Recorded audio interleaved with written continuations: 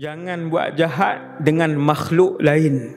Kamu buat jahat dengan makhluk lain, walaupun binatang, kamu boleh dihumbankan oleh Allah dalam neraka. Seorang wanita yang mengurung kucing dimasukkan oleh Allah ke dalam neraka sebab dia biar kucing itu mati perlahan-lahan. Berbulan dia biarkan kucing itu dalam sangkar itu, dalam kurungan itu. Air dia tak bagi, makanan dia tak bagi. Nabi kata hiya finnar, wanita itu ahli neraka. Allah nak bagi tahu kepada saya dan kita semua, jangan buat jahat dengan orang lain. Tuan-tuan yang dirahmati Allah sekalian, ada sebuah hadis yang membuatkan saya merenung panjang hadis tersebut daripada kekasih kita semua, Nabi Muhammad sallallahu alaihi wasallam. Nabi sebut satu hari, hadis ni sahih Muslim. Aku pernah ditunjukkan di dalam syurga satu orang lelaki. Orang lelaki, antara mukjizat Rasulullah, Nabi telah pun melihat isi syurga sallallahu alaihi wasallam. Jalan rayanya, pokoknya, sungainya, bidadarinya, kenderaannya, bangunannya, Nabi dah tengok. Antara yang Nabi tengok dan Nabi ceritakan kepada kita semua, malam ni saya nak sebut hadis ni. Tuan-tuan tengok.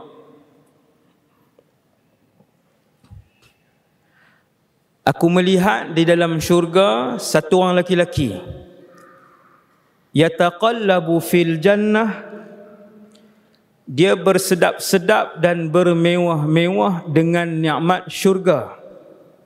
Pakaian mewah, kenderaan mewah, rumah mewah, pakaian mewah, makanan mewah. Fi syajaratin qata'aha min dhahri tariq, dan punca dia masuk ke dalam syurga itu sebab dia potong sebatang pokok di dalam hidupnya. Sebatang pohon dalam hidup dia. Dia Islam, sembahyang 5 waktu, puasa Ramadan, yang wajib ni buatlah. Benda baik yang dia buat, kata Nabi, sehingga dia masuk syurga, satu.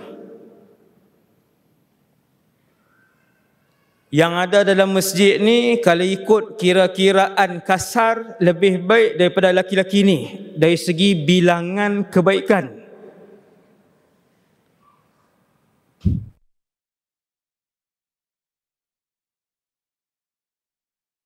Nabi senaraikan seluruh kebaikan yang dia buat, satu tu je.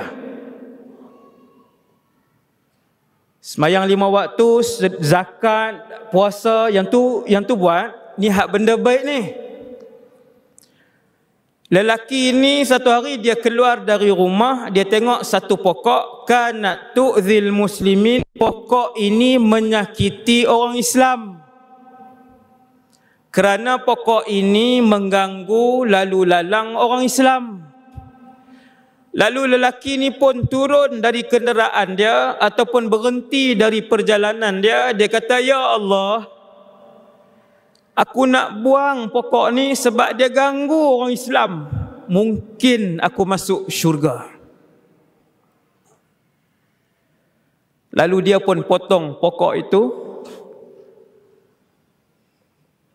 Allah melihat perbuatan itu. Allah redha dengan perbuatan itu. Allah terima perbuatan ikhlas itu. Dengan satu amalan itu, beliau masuk ke dalam syurga Allah. Satu ya.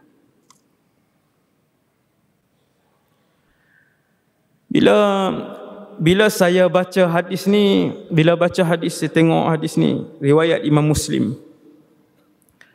Dalam riwayat lain sebut, bukan dia buang pokok, dia buang satu dahan.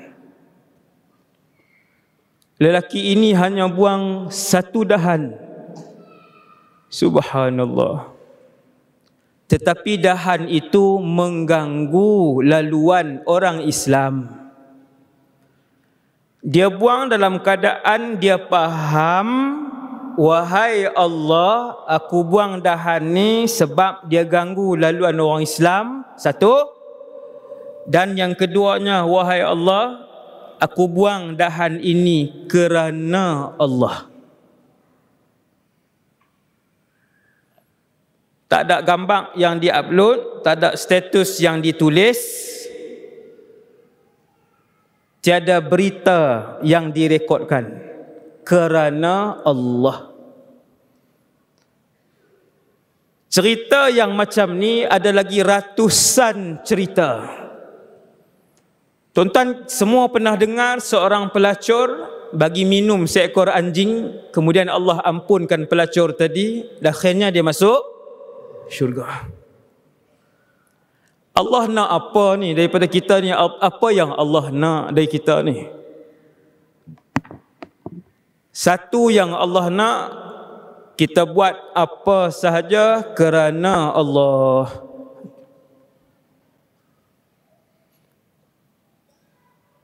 Kamu derma 10 sen kerana Allah lebih bernilai daripada derma kamu 10 juta ringgit bukan kerana Allah. Kamu solat duha 2 rakaat setahun kerana Allah, 2 rakaat setahun itu lebih bernilai dari 1000 rakaat duha bukan kerana Allah. Sebab tu ada seorang sahabat, ada satu sahabat, satu ni je, dia berjihad di sisi Rasulullah sehingga Nabi pun tengok dia berjihad, Nabi tengok keberanian dia, sahabat-sahabat tengok keberanian dia. Akhirnya lelaki ini mati. Apabila disebut-sebut tentang keberanian dia di sisi Rasulullah, sahabat-sahabat lain cerita, lelaki ini berani, lelaki ini kuat, lelaki ini bunuh ramai musyrikin. Nabi kata huwa finnar.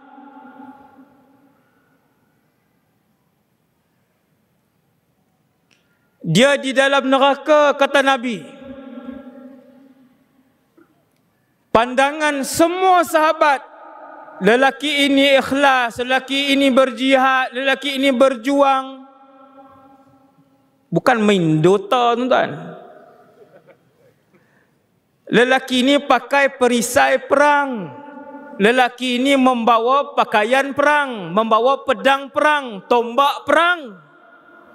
Akhirnya mati. Nabi kata huwa finnar. Lelaki itu dalam neraka. Wal'iyahzubillah. Tengok balik, oh dia tidak berjihad kerana Allah, dia berjihad untuk orang sebut dia berani. Dia berjihad untuk orang sebut dia kuat. Lalu orang ramai pun sebut dia berani, orang ramai pun sebut dia kuat, maka dia dah dapat pujian dunia, dia tidak ada pahala di sisi Allah. Tuan-tuan, para pelajar pula. Tuan-tuan nampak budak-budak ramai, muka-muka remaja. Saya cikgu. Lama saya jadi cikgu, sekolah menengah. Muslimin, muslimat sekalian, Allah nak kita ikhlas. Satu. Yang kedua, jangan buat jahat dengan makhluk lain. Kamu buat jahat dengan makhluk lain, walaupun binatang, kamu boleh dihumbankan oleh Allah dalam neraka. Seorang wanita yang mengurung kucing dimasukkan oleh Allah ke dalam neraka sebab dia biar kucing itu mati perlahan-lahan. Berbulan dia biarkan kucing itu dalam sangkar itu, dalam kurungan itu, air dia tak bagi, makanan dia tak bagi. Nabi kata hiya finnar, wanita itu ahli neraka. Allah nak bagi tahu kepada saya dan kita semua, jangan buat jahat dengan orang lain. Kalau tak bagi ceramah ustaz, lagi bahaya. Macam tak faham semua. Itu buat jahat dengan binatang. Sengaja-sengaja halang. Inna lillah wa inna ilaihi raji'un. Hati-hati. Faman ya'mal mithqala dzarratin khairan yarah wa man ya'mal mithqala dzarratin syarran yarah. Semua hafal satu masjid. Sebesar zarah kebaikan kamu akan ditimbang, sebesar zarah kejahatan kamu akan ditimbang. Cuma bila kita tengok hadis tadi, lelaki yang buang dahan tadi, kita dapat faham Allah nak ikhlas. Yang kedua, buat baik dengan orang lain. Antara buat baik dengan orang lain dalam bulan Ramadan ialah menyediakan makanan berbuka untuk orang miskin. Masjid dan surau yang buat buka puasa, di masjid dan di surau jangan gairah buat buka puasa muka tu je pergi makan 30 orang tu. Peruntukan banyak. Sekap, kerap, ayam golek, kambing golek, pusing 30 orang tu, 40 orang. Saya tak setuju yang tu. Kalau di sekeliling tuan-tuan ada orang susah, kamu bungkus lauk, bungkus nasi, pergi bagi orang susah. Jangan makan geng surau tu je. Kalau dah tahu orang tak datang, bungkuslah pergi. Dengan asbab BJK masjid bungkus, hantar kepada orang miskin, orang susah tadi, lembut hati dia, seronok nak pergi masjid, pergi surau. Berlaku di sebahagian masjid, sebahagian surau, 50 orang tu je, circle tu je. Peruntukan 7-8 ribu dapat. Untuk ihya Ramadan. Antara kebaikan yang boleh buat untuk orang untuk bulan Ramadan ialah menyediakan makan.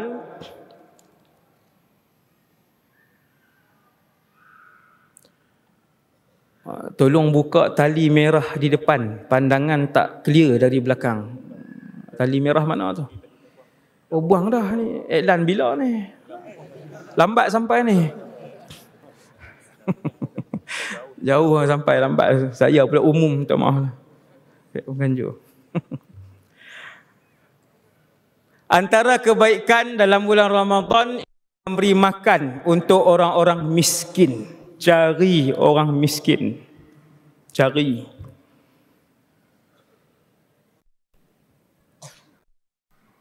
Kadang-kadang miskin bandar lebih susah daripada miskin luar bandar. Kita tengok jiran kita, ada kereta, ada Esro, rupanya beras tak ada. Beras dan ayam tak ada di rumah untuk masak berbuka. Tidak sempurna iman seseorang yang tidur, jirannya kelaparan. Tidak sempurna iman seseorang yang tidur, jirannya kelaparan. Minggu lepas saya ziarah satu keluarga duduk buat rumah di atas tanah, bukan tanah persendirian, tanah rizab kerajaan. Rumah pun dinding tu kalau tuan-tuan tolak 5 orang terbalik. Anak 9. Gaji tak lebih 1,000. Isteri pakai tongkat. Suami gaji tak lebih RM1,000. Itu tahap apa tu? 9 tu bukan saja-saja saya kali tu. Saya kata 9 tu 9. Asal 10 start meninggal seorang. Tinggal 9. Gaji 1,000, 9 anak. Itu B berapa tuan-tuan? Itu tak ada B Hasbunallah wa ni'mal wakil. Sesiapa yang memberi makanan berbuka puasa untuk orang berbuka, tak kira miskin ataupun kaya, cuma saya sebut lebih utama orang susah. Sesiapa yang bagi makan untuk orang Islam lain berbuka puasa, maka dia mendapat pahala seperti seorang berpuasa. Pahala puasa ni Allah rahsia. Besarnya pahala puasa sehingga dirahsiakan oleh Allah Jalla Jalaluh. Bila kita akan melihat pahala puasa di mahsyar nanti, pahala dan dosa akan dilihat dengan mata kasar kita di padang mahsyar. Mata ni. Malam ni kesemua tuan-tuan dengan berat badan masing-masing, ketinggian masing-masing, warna kulit masing-masing, nama masing-masing, begitulah di padang mahsyar nanti dengan ciri dan sifat yang sama 100% tidak diubah oleh Allah. Tuan-tuan boleh tengok kawan di kanan, di kiri sekarang, macam itulah tuan-tuan akan jumpa dia nanti di padang mahsyar. Seperti mana kena cahaya matahari tuan-tuan rasa panas, kena cahaya kipas tuan-tuan rasa sejuk, begitulah di mahsyar. Seperti mana tuan-tuan teguk air, tuan-tuan rasa hilang dahaga, tuan-tuan makan kenyang, begitu di mahsyar. Dan seperti mana tuan-tuan boleh melihat saya di depan sekarang ini, begitulah tuan-tuan akan melihat dosa dan pahala ketika nama kita dipanggil dan amalan kita. Tengok macam ni. Pahala dan dosa. Besarnya pahala berpuasa Ramadan Allah rahsiakan. Nanti di mahsyar kita tengok. Subhanallah. Hampir semua surau Jumaat di Putrajaya, saya tanya tadi, mereka anjurkan berbuka puasa.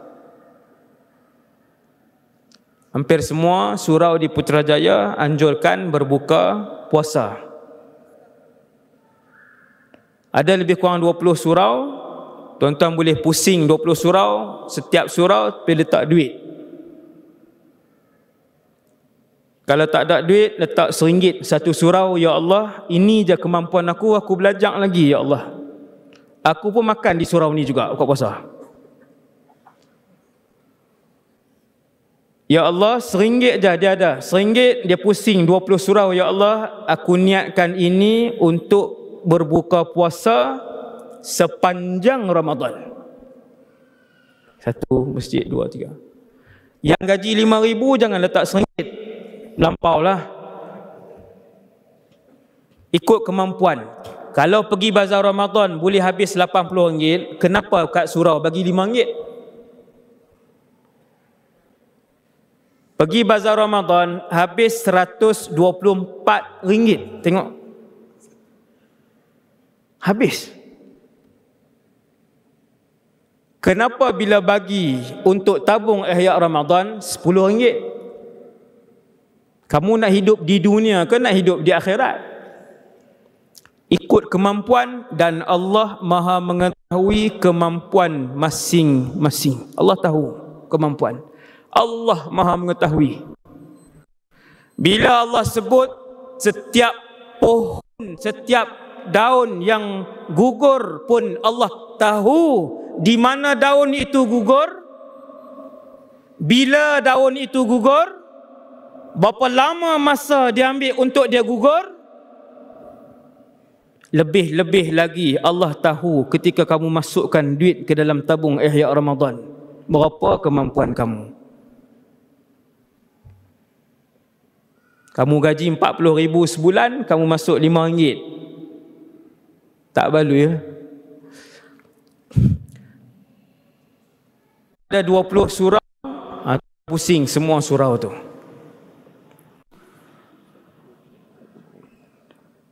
Seorang sahabat nama Ibnu Umar, Sayyiduna Ibnu Umar. Tuan-tuan tengok, saya sebut kisah berpuasa salaf. Bagaimana salaf berpuasa. Salaf ni 300 tahun yang pertama di kalangan umat Nabi Muhammad. Sekarang dah 1400. 300 tahun yang pertama, mereka itu salaf. Mereka itu salaf. Kita tunggu azan sekejap. Seminit. Bismillahirrahmanirrahim.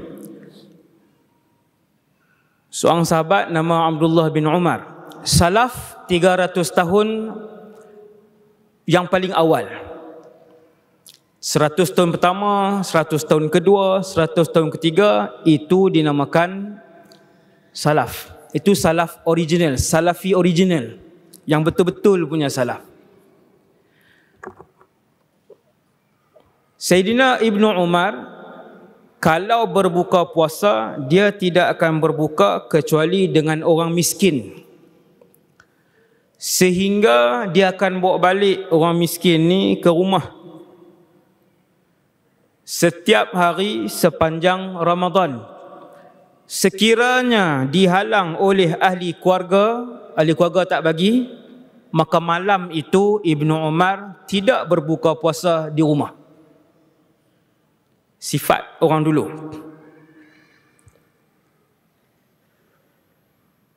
Kemudian seorang salaf nama Imam Hammad ibn Abi Sulaiman, imam besar dalam hadis. Bila datang Ramadan, Imam Hammad ibn Abi Sulaiman akan menyediakan makanan berbuka puasa untuk 500 orang sehari. 500 orang sehari. Tilata syahri Ramadan, sepanjang bulan Ramadan. Dua ibadat antara yang paling banyak dilakukan oleh ulama salaf dalam Ramadan. Pegang tuan. Dua ibadat antara yang paling banyak ditumpukan oleh salaf dalam bulan Ramadan, selain daripada puasa wajib lah. Nombor satu, membaca Quran, dan yang kedua, it'amut ta'am, menyediakan makan untuk orang berbuka. Menyediakan makan tadi kita dah sebut, dan yang kedua adalah membaca Quran. Saya dah sebut yang pertama, iaitu menyediakan makan. Dan saya dah cadangkan kepada diri saya dan kita semua macam mana kita nak buat. Cari masjid yang buat ihya, masukkan dalam tabung ihya Ramadan. Malam ni ada kutipan. Malam ni ada kutipan untuk Ramadan geng Surau Putrajaya. Tuan-tuan tak payah pusing lah, bagi dalam tu. Bagi niat, ya Allah, ini untuk buka puasa. Semua surau yang buat buka puasa, masuk. Ikut keperluan masing-masing. Yang mampu 10, yang mampu 50, saya tak ada apa kepentingan.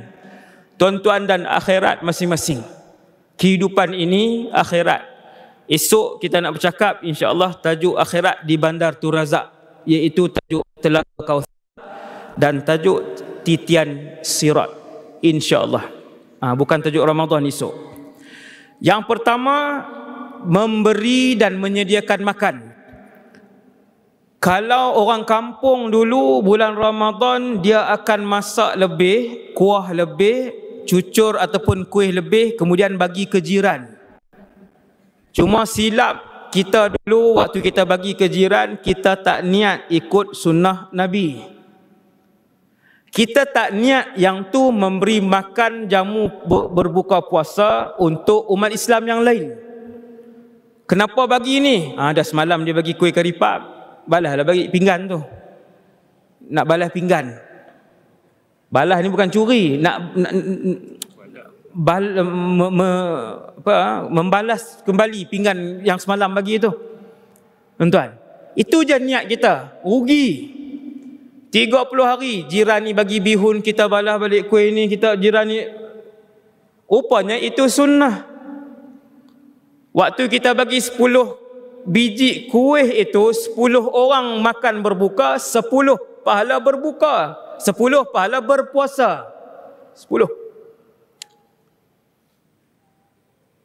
Kalau tak mampu nak masak di rumah, bujang, singgah beli kuih, satgi tengok tepi jalan orang buat kerja tu, bagi. Janganlah 2 petang.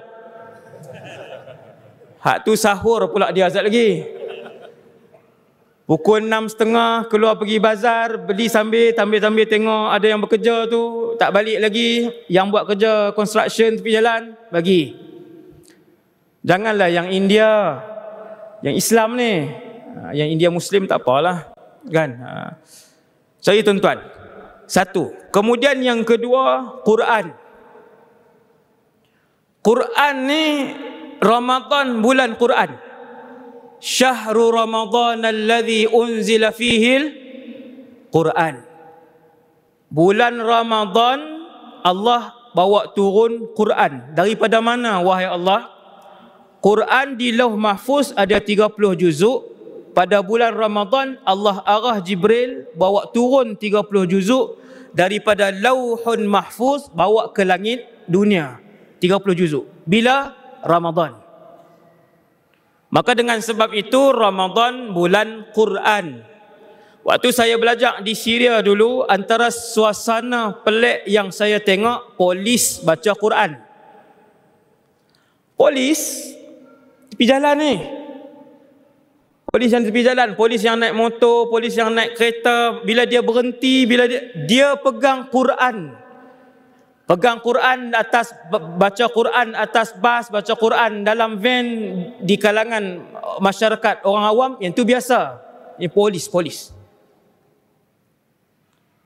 Dan di Malaysia tak pernah nampak lagi lah. Kena buatlah polis yang ada kan. Pegang. Mereka pegang tuan-tuan. Pegang Quran tu. Pegang Quran. Baca. Subhanallah. Mereka menghidupkan Ramadan dengan Quran. Rupanya sebab Ramadan Syahrul Quran. Bulan Quran. Ustaz cerita sikit bagaimana salaf menghidupkan Ramadan dengan Quran.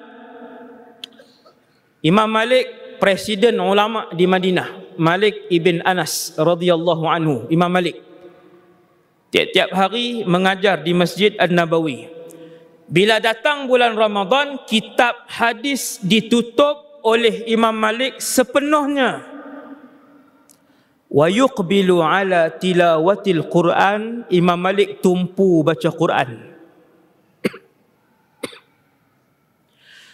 Lebih pelik daripada itu lagi, Presiden umat Islam, Perdana Menteri umat Islam pada zaman itu, Al-Walid Ibnu Abdul Malik. Kekayaan dia tuan-tuan tak usah ceritalah. Kekayaan ketika itu, saya boleh sebut 10 kali lebih mewah daripada Malaysia. Kekayaan kerajaan Islam ketika itu. Perdana Menteri dan Presidennya nama Al-Walid Ibnu Abdul Malik. Dia dalam bulan Ramadan, Perdana Menteri ini dalam bulan Ramadan seminggu sekali khatam. Dia belum lagi hak bawah ni, belum lagi rakyat.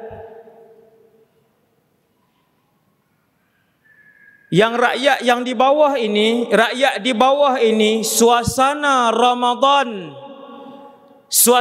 Ramadan ayyamas salaf, pada hari salaf, selepas Isyak mereka solat tarawih, habis tarawih kesemua tergesa-gesa pulang sebab subuh nak masuk.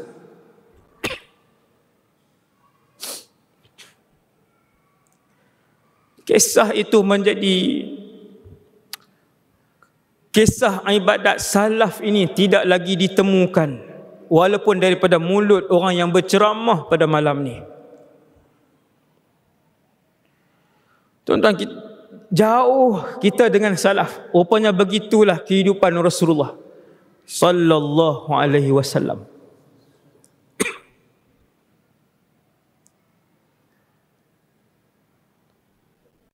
Al-Imam Syafi'i 60 kali Quran dalam Ramadan, 60 kali. Macam mana? Bila Imam Syafi'i baca?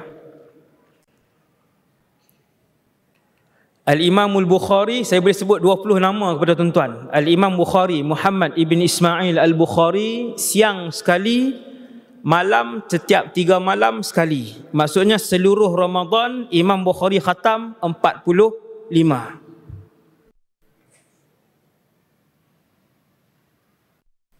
Subhanallah. Quran. Kita yang sibuk kalau tak sempat baca, pasang Quran. Tapi kalau buat kerja di bengkel, buat kerja masak, jangan pasang Quran. Sebab Quran bila dialunkan Quran, wajib dengar.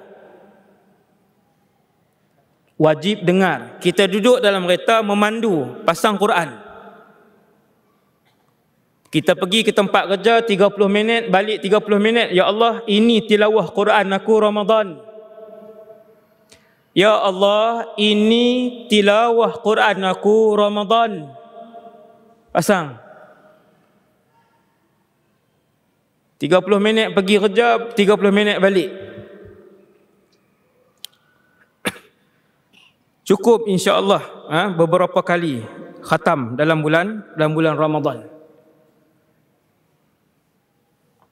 Seorang ulama pergi ke rumah presiden umat Islam ketika itu. Nama presiden itu Al-Muhtadi. Nama Perdana Menteri itu Al-Muhtadi. Yang ni bukan salaf. Yang ni bukan salaf, tetapi pada zaman kegemilangan Islam. Ulama ini nama Abul Abbas Hashim ibn Qasim. Bila dia pergi pada bulan Ramadan, pergi ke istana selepas asar, kemudian waktu maghrib sudah dekat. Waktu ulama ni dah nak bangun, khalifah umat Islam, presiden umat Islam kata, duduklah kita buka puasa. Duduk, kita buka puasa sekali. Maka kata Abul Abbas, aku pun duduk buka puasa dan memang aku tunggu untuk buka puasa di istana raja.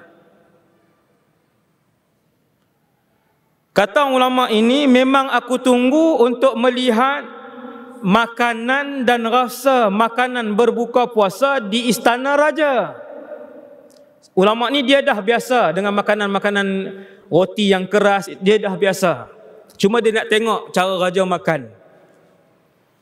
Lalu masuk waktu solat maghrib, mereka pun solat dulu. Disebut dalam ni, fasalla bina, Imam Al-Muhtadi tadi jadi imam solat maghrib. Tuan-tuan, suasana itu berlaku zaman dulu. Siapa yang Amirul Mukminin, dia jadi imam dan dia yang memberikan khutbah. Siapa yang sultan, dia yang imam, dia yang memberikan khutbah. Dia ada ilmu agama. Dia mesti ada ilmu dan asas agama yang kuat. Maka Al-Muhtadi ni jadi imam maghrib, habis solat maghrib dia pun panggil, keluarkan makanan. Kata Imam Abul Abbas, orang alim ni, lalu dikeluarkan makanan. Satu talam yang besar, kemudian di dalamnya ada piring-piring kecil. Aku melihat roti dan aku melihat piring-piring kecil dibawa. Lalu diletakkan di depan aku melihat roti, ada garam, ada cuka, ada minyak zaitun. Kalau tuan-tuan biasa ke negara Arab dia makan roti minyak zaitun. Dia carikan roti itu, dia cecah minyak zaitun, dia makan. 3 lauk, roti, minyak zaitun, garam, khal yang masam tu. Kemudian kata ulama ini, Abu Abbas ni, aku pun makan, tetapi aku menunggu hidangan utama. Maka Imam Abu Abbas ni, bila dia tunggu hidangan utama, kambing golek mestilah ada. Yang ni wajib lah. Dia angkat seekor tu, dia senyum tu, kambing dengan kepala tu senyum ke arah kita tu kan, duduk dalam talam tu, kaki terpacak 4 tu, dia senyum. Yang tu wajib. 4 orang seekor kambing, 4 orang seekor kambing. Begitulah dulu selalunya dia hidangkan. Maka Imam Abu Abbas dia pun makan sikit je.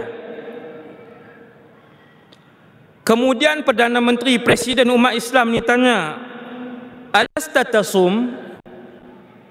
Bukankah kamu puasa Ramadan?" Dia kata, "Ya, puasa Ramadan. Kenapa tak makan?" "Sesungguhnya hidangan yang kamu tengok ni, ini saja yang aku makan." Malu tuan-tuan, tuan rumah sebut macam tu. Tuan rumah pula tahu, kata dia duduk tunggu nasi. Dia ni mesti tunggu nasi ni, dia makan pun baru duduk tarik 1-2 je, dia tarik makan sikit-sikit. Tuan rumah tu kata, "Wahai Abu Abbas, ini saja makanan di dalam istana ini untuk berbuka puasa." Zaman itulah. Subhanallah. Tu khalifah-khalifah zaman tu tuan-tuan. Tak semua, tapi beramai. Tak semua, tapi ramai. Masya Allah. Bismillah. Masya Allah. Yang terakhir saya sebutkan kepada tuan-tuan untuk malam ni, hadis daripada Ibnu Abbas radhiyallahu anhu. Sayyidina Ibnu Abbas, sepupu Nabi, anak murid Nabi, ulama di kalangan sahabat. Dia kata, "Kana Rasulullah sallallahu alaihi wasallam ajwadan nas bil khair."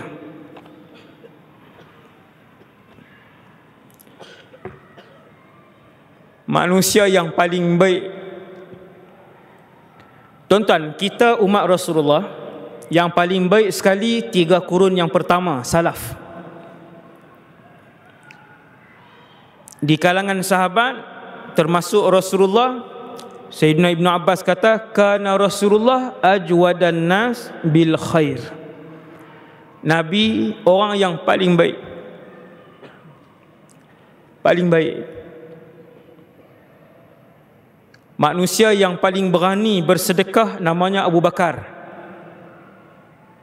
Manusia yang paling berani bersedekah namanya Abu Bakar. Lebih berani daripada Uthman ibn Affan. Sedekah Abu Bakar lebih berani daripada Abdurrahman ibn Auf. Sedekah Abu Bakar lebih berani daripada Suhaib Ar-Rumi. Walaupun berani Abu Bakar, tetapi tidak sehebat Nabi Muhammad sallallahu alaihi wasallam bersedekah. Tak ada lawan. Rasulullah sallallahu alaihi wasallam, ajaib Nabi bersedekah sallallahu alaihi wasallam. Nabi bersedekah,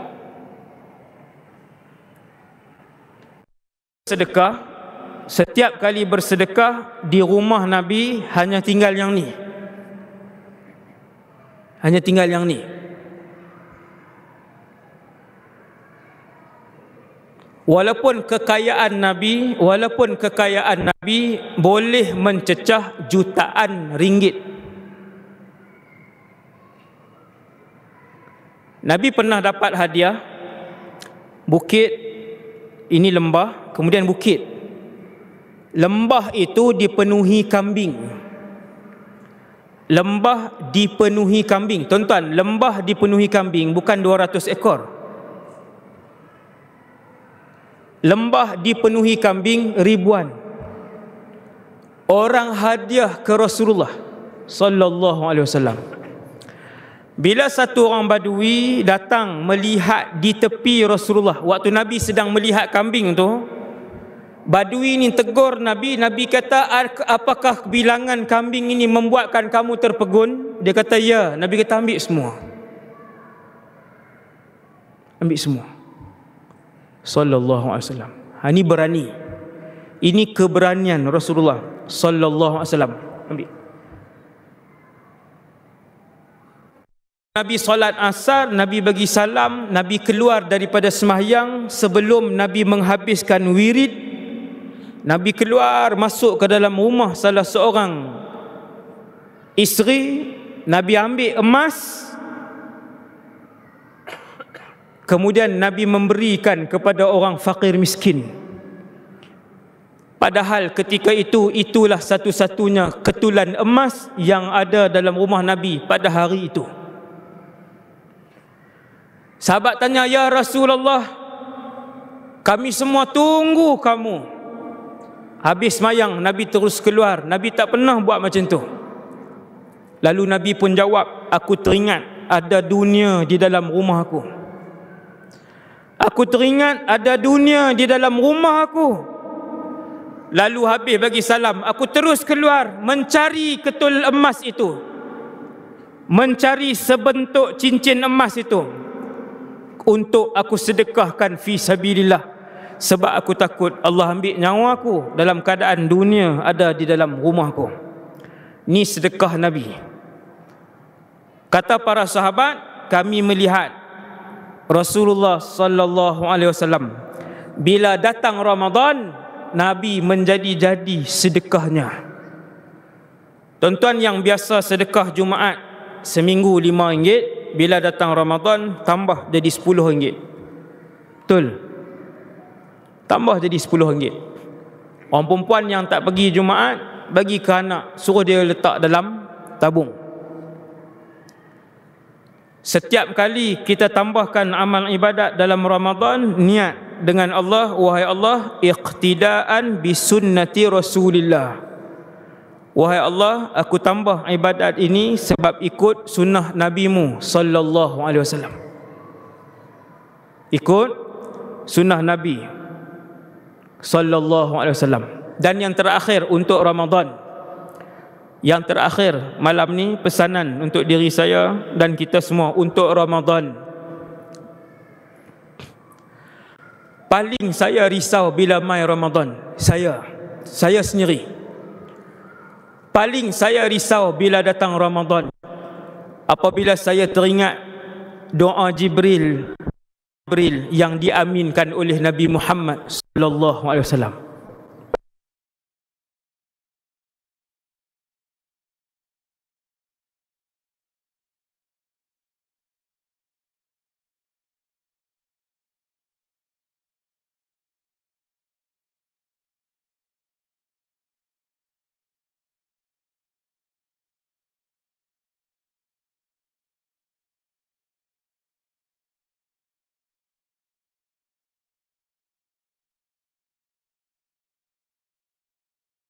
Bila Nabi habis khutbah, Nabi turun, sahabat tanya, "Ya Rasulullah, doa apa? Doa siapa?"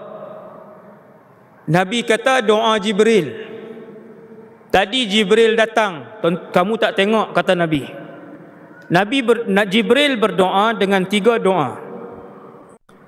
Salah satu doa Jibril, dia kata, "Wahai Muhammad, mana-mana umat kamu yang masuk dalam Ramadan,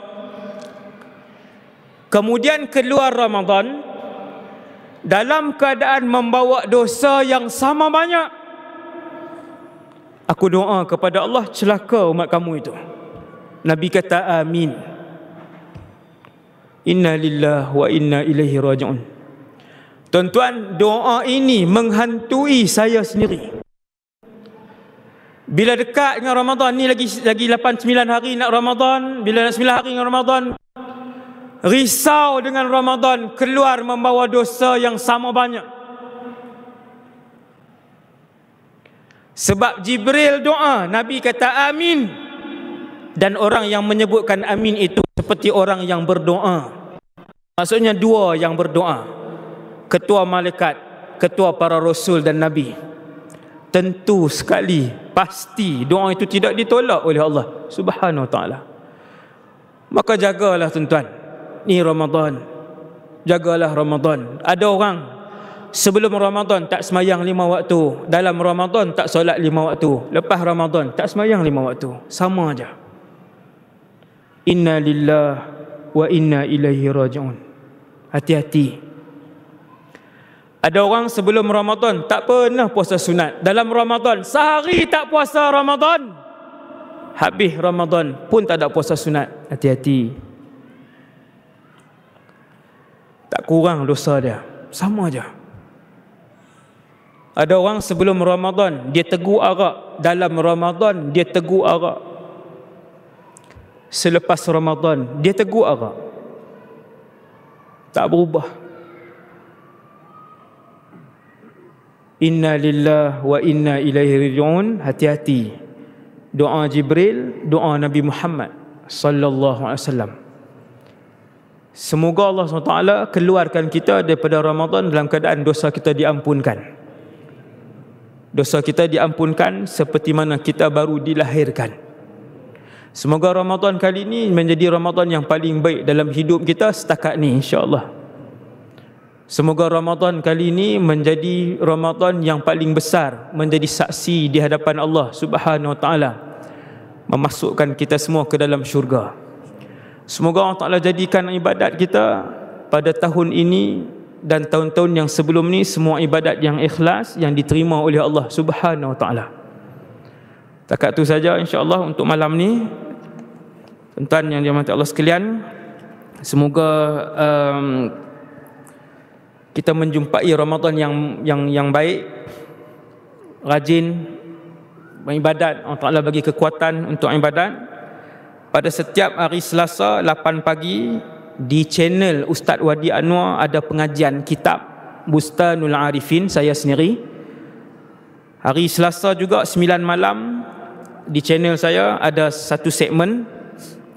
Hari Rabu 9 malam pun ada satu segmen, dan hari Khamis 9 malam ada segmen kisah hidup akhir zaman.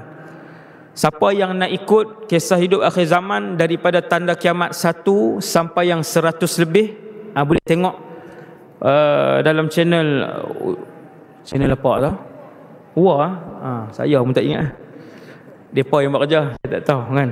Saya bercakap ya, daripada tanda kiamat 1 sampai tanda kiamat 140.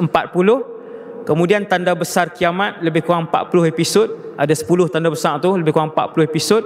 Kemudian ditutup dengan kiamat. InsyaAllah saya habiskan tahun ini, tiap-tiap hari Khamis jam 9 malam. Jadi yang tu saja untuk malam ni. InsyaAllah lepas solat kita bersalaman, insyaAllah. InsyaAllah kita bersalaman. Assalamualaikum warahmatullahi wabarakatuh. Waalaikumsalam warahmatullahi wabarakatuh.